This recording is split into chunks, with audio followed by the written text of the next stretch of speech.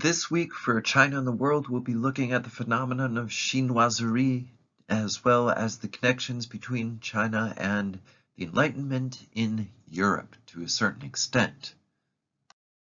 In Enlightenment and post-Enlightenment Europe, you find an increasing number of representations of Ming and Qing dynastic China as a sort of fantastical place, such as by this tapestry by the French painter François Boucher, known as the Chinese Fair. And it's one part in a six-part series, but you do see how this fair, and there's these sort of fantastical representations of China, and you'll note various aspects of art and performance that appear here. Chinoiserie is a word that comes to us in English from the French. It's a loan word from the French chinoiserie, from Chinois or Chinese, and it also has a Chinese equivalent, which is zhonggufeng, which is China style or Chinese style. It's the European interpretation and imitation of Chinese and East Asian artistic traditions, especially in the decorative arts, garden designs, architecture, literature, theater, and music. The aesthetic of chinoiserie has been expressed in different ways depending on the region, but of course it's also related to American expectations of what China is like, sort of imagined China, as well, given the transatlantic connections between Europe and the United States emerging in the latter part of the 18th and the 19th century. Its acknowledgement derives from the current of Orientalism, also a term that comes to English from French, which studied Far East cultures from a historical, philological, anthropological, philosophical, and religious studies point of view.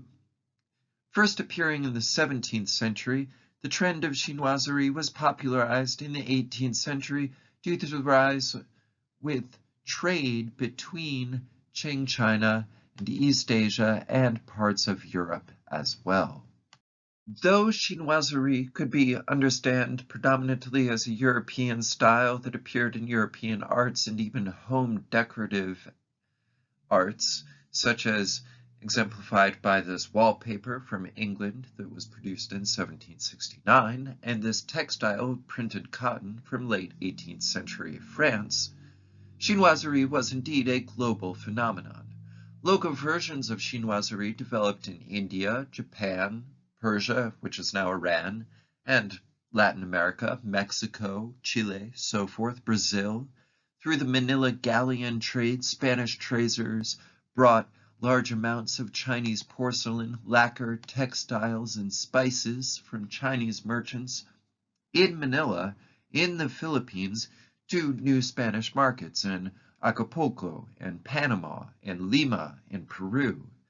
These products then inspired local artists and artisans such as ceramists making Talavera pottery in Pueblo de Los Angeles and what is now Los Angeles City in the United States, but was then part of Mexico. There are many reasons why chinoiserie gained such popularity in Europe in the 18th century, some of which had to do with the increased availability of luxury items, such as these bed hangings and chair seat covers that were produced in the pattern shown in this slide of 18th century, probably first produced in Crayford and Kent in England. Europeans had a fascination with Asia in general due to their increased but still restricted access to new cultures through expanded trade, initially along the Silk Road, but then also especially with Qing China. The limited number of European first-hand experiences of East Asia and their restricted circulation created a certain level of mystification and misinformation that contributed to the mythos of East Asian cultures. The term China indicated in the term chinoiserie or chinois in the term chinoiserie represented in European people's minds a wider range of the globe that could embrace China itself, but it could also be Southeast Asia. It could be Japan, it could be Korea, it could be India, it could even be Persia or Iran. In art, the style of the quote Orient was considered a source of inspiration. The atmosphere rich in items and the harmonic designs of an Oriental style, within quotes, right? Because we don't use the term Oriental anymore, but the term Oriental style within the period reflected a picture of an ideal world from which the artist might draw ideas in order to reshape their own perceptions of their own world and their own perceptions of their own culture. For this reason, the style of Chinoiserie is to be regarded as an important result of the exchange between Asia, especially East Asia, and Europe, especially Western Europe, often shortened to East and West, although we understand now that this is a global phenomenon, and East and West are kind of ridiculous terms to use in this context. Obviously, if we're talking about trade from China to the Philippines to Mexico, for example, that's traveling east. China's in the west, in terms of thinking about geography. Nonetheless, during the 19th century, and especially in its latter period, the style of Chinoiserie was assimilated under the generic definition of exoticism in art, or exoticisme in French.